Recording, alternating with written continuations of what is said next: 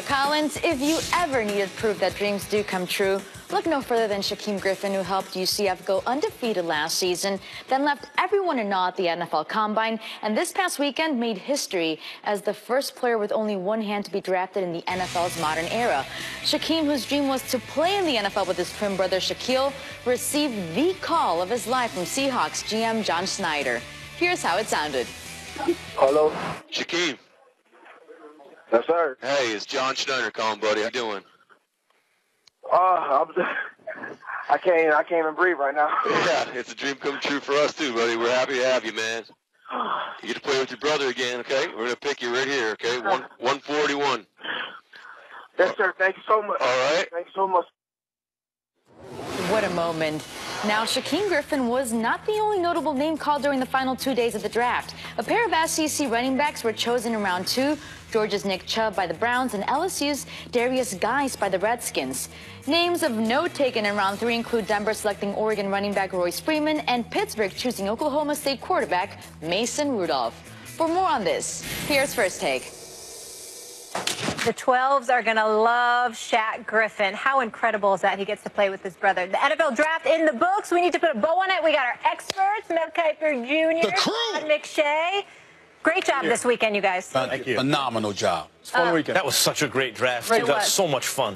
It was the most fun I've had in a long time. Yeah, it was the most unpredictable. Yeah. For sure. With wild cards all over the place and curveballs being thrown everywhere. Yeah. We loved it. Loaded in day 2, and then Shaquem Griffin on day 3. Incredible. All right, let's get into it. Winners. Who was your big winner? The big winner was this draft? Baker Mayfield. Because if we sat here during the summer in August, we'd have said 3rd or 4th round. Yeah, you're right. And he's the #1 pick overall. When have you ever seen that happen? I think John Dorsey identified him, took a risk, thinks he can be Russell Wilson. And if he believes that, you take him. If he'd have been the 10th pick, 11th pick, 15th pick, we'd have had no problem with it. So he's the #1 pick. I wouldn't have done it. I don't know what Todd would say about that. But at the end of the day, John Dorsey is taking a gamble on a guy that has the ability to make any throw, is a magician on the field, but that's college. This is the NFL. Can it translate? John Dorsey is rolling the dice that it will. I think the Jets are the big winners. A month ago, you're sitting at pick 6, and you're saying there's no chance we're getting Sam Darnold, who I believe is the best quarterback in the draft. Then they move up to 3, and you still think probably not going to get Sam Darnold here because he could go 1. And if he doesn't go 1, we thought all along it could be Josh Allen at #1. Turns out to be Baker Mayfield. And if Darnold's sitting there, the Giants may wind up taking him at #2, and that doesn't happen. You just sit and wait at 3. The best quarterback in the draft falls to you, and I think the Jets, who you go back to 2009, they've been the 31st ranked passer rating in the NFL. They finally get a quarterback, and it may not be this year that he's the full-time starter, but to me, at some point, you hand him the reins at this season, and then in 2019, he becomes your full-time starter. I think the Jets got their quarterback of the future. I totally understand mock drafts are what you're thinking is a team's need and where they might go or whatever. You guys weren't predicting, per se. I totally get that. But, Mel, I got to go to you and ask you this question. Josh Allen sliding to #7, getting picked up by Buffalo. You had him going, #1 in your mock draft. Do you think that those tweets that he got in a little bit of trouble from ultimately made that decision? Or do you believe the Browns when they say Baker Mayfield was our guy? You don't know because they're never going to say. Got it. And you're never They going to say. made this decision, they said 4 to 6 weeks I was ago. told. Do you believe it is what I'm asking? Well, I was told the night before the draft that the decision was made a month before the draft. Okay, no problem. Now, that's easier said. That can be said, but it may not be true. You don't know. You have to trust what they say. Got it. I said before the draft when it happened that if 2 players are equal, that tips the scales one way or the other. Got it. Obviously. So, yeah, if Mayfield and Allen were 1 and 1A, the night before the draft, that could have made a difference. I don't know how they felt, but certainly it affected. That didn't affect the Bills. They moved up and got Josh Allen. He said all the right things after the draft. We'll see how that plays out. He's going to be, I think, watching A.J. McCarron play quarterback for the Buffalo Bills this year. And by 2019, all be forgotten. Nobody's going to be talking about those tweets. So, for Josh Allen, he's not expected to be the guy. Sam Darnold's not going to be expected to be the guy with the Jets. Baker's not going to be expected to be the guy with. But he may be. But he may be. Are any of the quarterbacks expected to be the guy? No. And that's the thing. But also remember this. Give the stat. In this decade, only one quarterback in the first round has been drafted that did not start at least one game in his rookie season, and that's E.J. Manuel. Every other one that's been drafted, every other first-round quarterback has started a game, or if not the entire season. So we always sit here and say, well, we'll see him in 2019. Yeah, we thought Trubisky would say from Mike Lennon. Everyone said Blake Bortles wasn't going to play, and then he's in. Now Patrick Mahomes basically redshirted. Yes. For 1 year. Yes. At the end. Yeah, he got the It one seems start. to me the Patriots are also a winner because I look at my New York Football Giants and I love the fact that they took Saquon when they did, who, by the way, sounds like a franchise quarterback when he speaks. And I love the fact that they signed Nate Solder to the blindside protection. But then I look at the Patriots and they kind of get the same thing.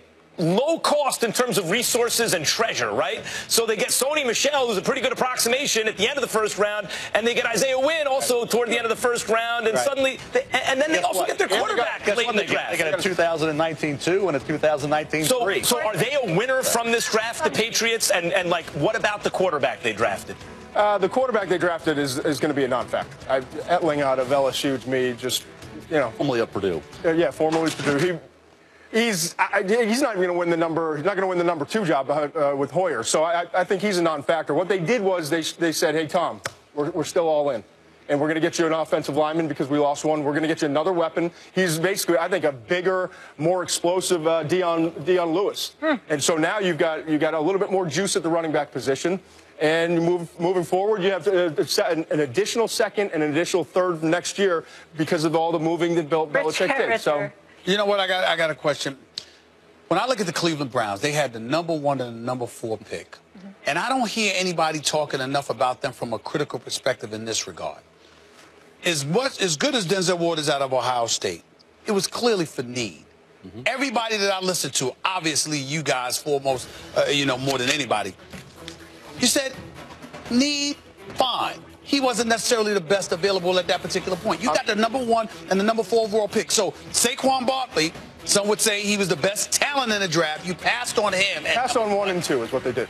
You passed on 1 and 2. And number 4, you got a cornerback. So I'm thinking you could have got Saquon and one of those quarterbacks. And Bradley Chubb is the second best player. That's right. And Bradley. So you passed on the best and the second best player in the draft. Only time will tell. I'll say this. I would have taken Bradley Chubb at number 4. Because now you can put him opposite your first-round pick a year ago, first pick Myles Garrett, and then you move Emmanuel Ogbah back. Look at the teams that are winning in the NFL. Pass rushers. Outside of quarterback, pass rusher has become the number 2 position in this league. And now you can have 3 guys rotating and get after guys. To me, that I'm going to be interested to see how that. They drafted Chubb, though, in the second round. Nick Chubb. Nick Chubb. I thought that was a hell of a pickup. Hey, hold on. You didn't really answer my question. What was the question, Mal? You know what my question was. Who won the draft? And you were sneaky and slick, and you had Baker Mayfield. I want a team. I think this. The New England Patriots, because the Buffalo Bills maybe down the road will win this draft. Yeah. Okay? But I think the New England Patriots won the draft. And I think this, the Philadelphia Eagles made a great move, getting Dallas Goedert ahead of the Dallas Cowboys. Because this is a guy who can help with Zach Ertz. The comp was Zach Ertz. That's what he most reminded me of. The Philadelphia Eagles got Josh Sweat, pass rusher. They got another corner. Howie Roseman. And they picked up a number 2 pick next year from that trade back to Baltimore. So the 2 teams who were in the Super Bowl essentially won the draft. Basically, awesome. yeah. Denver had a great draft, too. Yeah, Denver because what they have now. Yes. Right. Well, in Denver, because Cleveland passed on Bradley Chubb, now they get Von Miller and Bradley Chubb. You guys say they passed on when you think about it, 2 of the top 4 picks, Cleveland passed on number 1 how many times? Because until the last second, Baker Mayfield was not considered anyone's number 1 or even number 5 really overall. So was it Saquon Barkley of the non-quarterbacks or was it Chubb? Was it number 1? Yeah, no, another non-quarterbacks. Barkley, Chubb, or Quentin Nelson. Those were the 3 guys that was mentioned. Or Roquan Smith. They pass on all those guys and pass on Sam Darnold and all the other quarterbacks also. Has that ever happened when the presumptive number 1 and best on the board was passed on by a team with 2 of the top 4 picks like twice? I doubt it. I haven't checked history, but I would doubt it, yeah. And John Dorsey's a football guy. Oh, he's a great football guy. Scott McCloughan is known as one of the better evaluators of talent. So, again, time will tell, but they went against the grain here. And I give them credit for that because they didn't go with the popular opinion and they weren't worried about the pressure and the media or what anyone's going to say. They took what they think are the best players that were available. But it's fair to say that you're comfortable with it because those are football guys as opposed to Sashi Brown and DePodesta, who necessarily were not considered. Yeah, absolutely. We would be murdering that last crew. If you draft Baker Mayfield at 1, John Dorsey believes he's going to be Russell Wilson. Wow. Yep. What Who, about? by the way, beat out Matt Flynn. By the way, she's That's right. thanking Sashi Brown at deep depth right now for all this draft I capital. won't be surprised if Baker Mayfield's a starter day one. If he goes, he's got 46 starts in college. He's mature. Does that mean they're going air raid offense in Cleveland? We'll see what they do, but I know this. They brought in Nick Chubb at running back. They've got Duke Johnson who can catch the ball out of the backfield. They brought in the veteran Landry. The veteran running back as well. Oh, yeah, They Carlos Hyde. Carlos Hyde, Jarvis Landry. Landry's the key. To go with already. My only the problem, Todd, is that, you know what, listen, Baker Mayfield, I mean, when you talk about arm strength, you look at a guy like Josh Allen, for example. I'm saying this.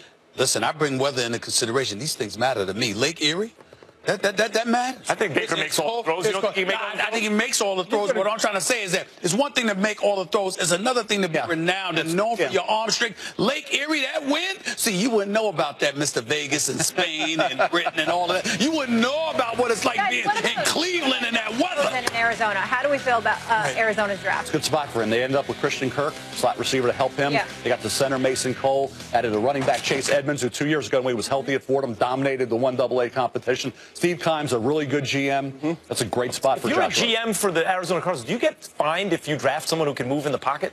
I mean, all they draft is guys who can, like tall quarterbacks, accurate on the field, and they can't move in the. And by the way, injury prone. They didn't have many options, though. I mean, it was go up and get Rosen, or we're just going to sit back here and maybe Miami takes him, or another team moves up and gets him. Yeah. So I give him credit for going and getting him. But is he going to beat out Sam Bradford? Speaking of quarterbacks, my Steelers, they did get this kid out of Oklahoma State. I mean, what did you think about They him? got the wide receiver, too, James Washington, who I liked all along. He criticized me for it. Now he's praising the pick because it was good value. But there you go. You had him in the first round. I said it was too high. He goes 60 overall. Funny, So you can play. You can play. Hey, guys. Josh Allen didn't go number one, Mel.